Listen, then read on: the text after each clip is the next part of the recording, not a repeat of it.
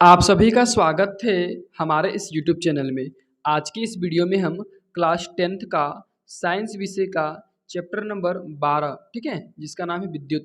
इस चैप्टर का very very important question को लेकर के आए हैं और ये जो क्वेश्चन है ये आपके 2024 एग्जाम के लिए बहुत ही ज़्यादा इम्पोर्टेंट साबित होगा, प्रूव होगा, क्योंकि आपका जो ये जो 2024 का एग्ज़ाम होने वाला है उसमें ये वाला प्रश्न आने का 80% से भी ज़्यादा चांस बन रहा है। ठीक है, जिस प्रकार से पिछला क्वेश्चन बैंक देखा गया उस आधार पर ये जो प्रतिरोध का वाला जो सवाल है ये बहुत ही ज़्यादा आने का चांस है, 80% लगभग। ठीक है, चलिए, और आपको मात्र और मात्र 5 नंबर ये टॉपिक दे कर जाएगा। आपको 5 नंबर किस प्रकार से, अगर ऑब्जेक्टिव में इससे 2 नंबर का सवाल आए प्लस 3 नंबर का सब्जेक्टिव में सवाल आए तो कितना नंबर हो जाता है, 5 नंबर। यानी कि इस टॉपिक को आप अच्छे तरीके से समझ लेते हैं तो दोनों मिला करके आप 5 नंबर का सवाल कर सकते हैं। साथ ही साथ इस प्रकार से अगर क्वेश्चन नहीं आया तो 2 नंबर का ऑब्जेक्टिव और 3 नंबर का इस टॉपिक से रिलेटेड कोई एक न्यूमेरिकल क्वेश्चन आ जाएगा, यानी कि आंकिक प्रश्न मान बैठा के हल करने वाला इसी सूत्र से। तो आपको भी समझ लेना होगा ये टॉपिक बढ़िया तरीके से, क्योंकि ये टॉपिक आपको 5 नंबर देने वाला है 2024 एग्जाम में। ठीक है, तो चलिए इस वीडियो को हम शुरू करते हैं। वीडियो का पहला सवाल है, मतलब यहाँ पर एक ही सवाल है, एक छोटा सा सवाल है। पहला सवाल क्या है, प्रतिरोध के श्रेणी क्रम संयोजन से आप क्या समझते हैं? व्यंजक प्राप्त करें, सिद्ध करें कि R बराबर R1 plus R2 plus R3।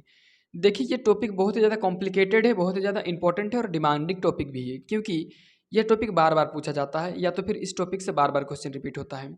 सवाल इसमें आप लोग को सिंपल लगा होगा कि श्रेणी क्रम संयोजन से आप क्या समझते हैं, यही सवाल है, श्रेणी क्रम संयोजन। ठीक है, श्रेणी क्रम को हम अंग्रेजी में सीरीज लाइन बोलते हैं। क्या बोलते हैं? Series line. इसलिए कहीं कहीं आपको अभी आर एस का भी उपयोग देखने को मिल जाएगा। ठीक है, सीरीज, एस मतलब कि सीरीज और आर मतलब कि प्रतिरोध, तो प्रतिरोध का श्रेणी क्रम यानी कि सीरीज लाइन। ठीक है, और इसमें बोला है कि इसका व्यंजक भी प्राप्त करना है, मतलब इसका सूत्र भी आपको निकाल के दिखाना है। साथ ही साथ आपको सिद्ध करना है कि R बराबर R1 plus R2 plus R3। ठीक है, तो चलिए इस सवाल का हल बनाते हैं। चलिए सबसे पहले इसका परिभाषा समझेंगे, फिर इसका हम अगला टॉपिक में जाएंगे, मतलब अगला स्टेप में जाएंगे। कहता है जब दो या दो से अधिक प्रतिरोधों को एक सिरे से दूसरे सिरे को मिलाकर जोड़ा जाता है तो उसे श्रेणीक्रम संयोजन कहते हैं। यहाँ पर जो लिखा गया है उसको चित्र से समझते हैं। देखिए यहाँ पर क्या लिखा गया है कि जब एक प्रतिरोध या एक प्रतिरोध से अधिक प्रतिरोध, तो यहाँ पर कितना, 3 प्रतिरोध, 3 प्रतिरोध या तो फिर एक से ज़्यादा प्रतिरोध को एक सिरे से, देखिए एक सिरा यहाँ, एक सिरा यहाँ, एक सिरा यहाँ, एक सिरा यहाँ, एक सिरा यहाँ, एक सिरा यहाँ, तो जब दो या दो से अधिक प्रतिरोधों को, ठीक है, उनके एक सिरे से दूसरे सिरे को मिलाकर जोड़ा जाता है। इनका एक सिरा ये वाला है, इनका R1 का, ठीक है, और ये जो R2 का पहला सिरा है, या कह सकते हैं एक सिरा ये इधर से जुड़ा हुआ है, तो देखिए इसका एक सिरा इसके एक सिरे से जुड़ा हुआ है, इसका एक सिरा इसके एक सिरे से जुड़ा हुआ है। इस प्रकार से हम कह सकते हैं कि श्रेणी क्रम संयोजन हम लोग उसको कहते हैं जिसमें प्रतिरोध का जो पहला सिरा या तो फिर एक सिरा होता है वो दूसरे प्रतिरोध के किसी सिरे से डायरेक्टली जुड़ा हुआ होता है। ठीक है, सीधे प्रत्यक्ष रूप से जुड़ा हुआ होता है, उसी को हम लोग बोलते हैं श्रेणीक्रम संयोजन। ठीक है, एकदम सिंपल सा मैटर है, सिंपल सा कंसेप्ट है। अब आपको समझना होगा कि इसका हम लोग व्यंजक किस प्रकार से प्राप्त करेंगे। तो व्यंजक प्राप्त करने के लिए सबसे पहले एक चित्र बनाना होगा। देखिए यही चित्र इंपॉर्टेंट है, आपको समझ लेना होगा।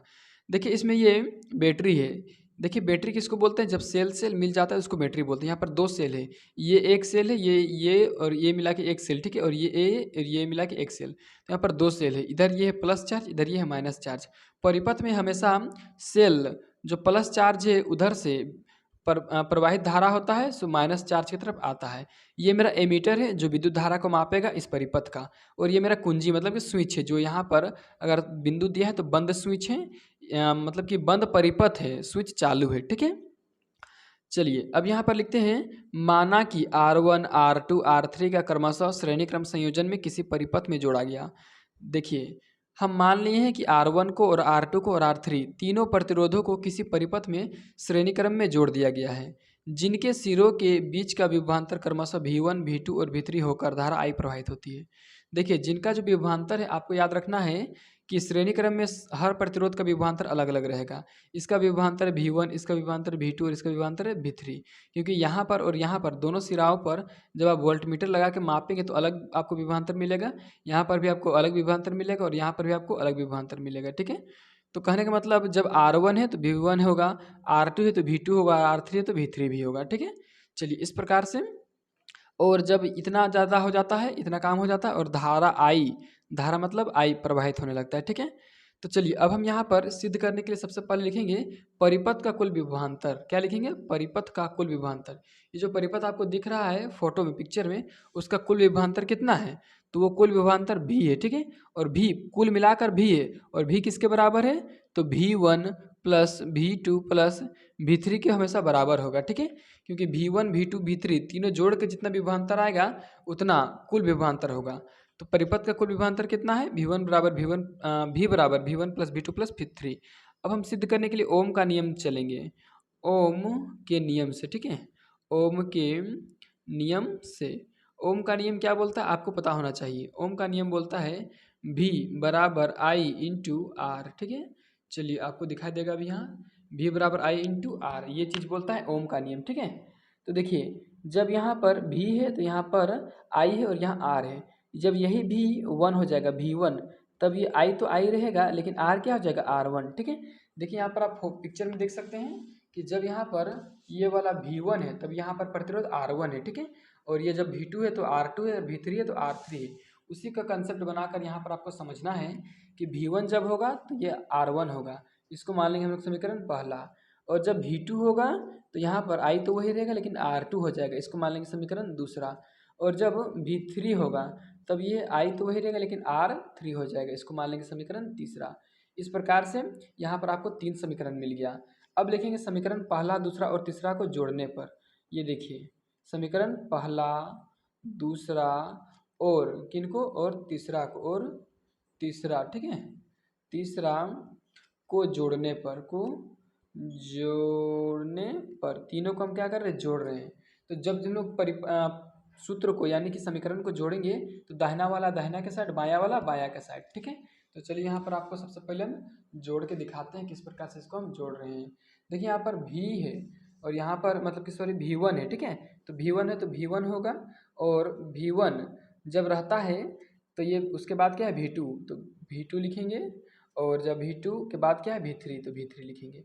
अब ये बराबर के बाएं साइड वाला को जुड़ गया। अब दाहिना साइड वाला, जब V1 है तो R1, जब V2 है तो R2, और जब V3 है तो R3। ठीक है, अब देखिए यहाँ V तीनों है तो V1 plus V2 plus V3 बराबर हम लोग लिख सकते हैं V, क्योंकि V बराबर V1 plus V2 plus V3 है, तो इसके बदले में V लिख दिए। और ये R1, ठीक है, R1 क्या है? ये वाला R1, तो ये R1 पूरा पूरी नहीं, IR1 लिखाएगा। ठीक है, IR1, थोड़ा सा मिस्टेक हो गया, IR1 IR2 IR3। ठीक है, देखिए जब ये V1 होता है तो ये IR1 होता है, और जब V2 होता है तो IR2, और V3 के समय IR3, तो IR1 IR2 और ये IR3। ठीक है, अब देखिए यहाँ पर I ये तीनों कॉमन है और ये प्लस प्लस में है, तो I आ जाएगा मेरा कॉमन। ठीक है ना, मतलब हर जगह इसलिए कॉमन आ जाएगा, यानी कि बाहर उभयनिष्ठ निकल जाएगा बाहर, और बचेगा R1 plus R2 plus R3। ठीक है, और ये बच जाएगा।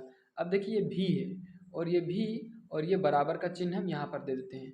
और ये I है, I देखिए इस टर्म के साथ गुना में है, इधर आएगा बराबर के इधर, तो भागा में आ जाएगा, तो V बट्टे हो जाएगा, सॉरी V बट्टे हो जाएगा I बराबर R1 plus R2 plus plus R3। ठीक है, ये हो जाएगा। अब देखिए V बट्टे I क्या होता है? तो V बट्टे I बराबर होता है R। ठीक है, देखिए यहाँ पर आप देख सकते हैं कि V बराबर I इंटू R है, तो जब R का मान निकालेंगे तो I नीचे जाएगा इधर। ठीक है, तो V बट्टे I क्या होता है? R। R बराबर आ गया मेरा R1 plus R2 plus R3। ठीक है, जो हमको सिद्ध करना था वो आ गया, और यहाँ पर प्रतिरोध का श्रेणीक्रम संयोजन का सारा कंसेप्ट क्लियर हुआ। अगर आपको इस वीडियो का कंटेंट अच्छा लगा है तो वीडियो को लाइक और चैनल को सब्सक्राइब कर दीजिए।